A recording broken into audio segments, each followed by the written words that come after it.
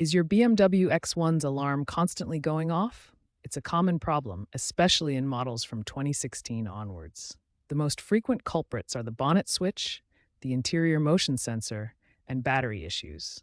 The bonnet switch can fail to detect a secure closure, triggering the alarm. Interior motion sensors, being highly sensitive, can be set off by minor disturbances or calibration errors. Weak batteries can disrupt the alarm module's electrical feed, causing erratic behavior. So, how do you pinpoint the problem? Start by visually inspecting the bonnet switch for corrosion or damage. Next, consider whether interior disturbances like wind or pets might be activating the motion sensor. Finally, check your battery's voltage. It should ideally be above 12.4 volts. These initial checks will help narrow down the cause.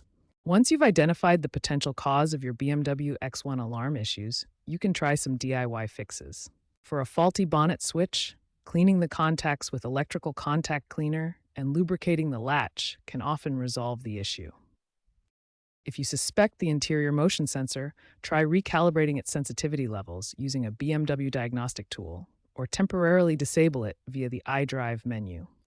For battery issues, ensure your battery is properly charged and consider replacing it with an OEM unit if it's old or failing. However, if these steps don't work, or if you're uncomfortable working on your car's electrical system, it's best to seek professional help. A certified BMW technician can perform a thorough diagnostic check using specialized tools and software. They can address more complex issues like ECU faults or CAN bus communication problems.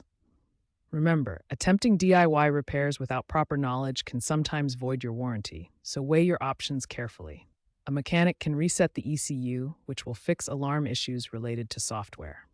Remember, attempting DIY repairs without proper knowledge can sometimes void your warranty, so weigh your options carefully.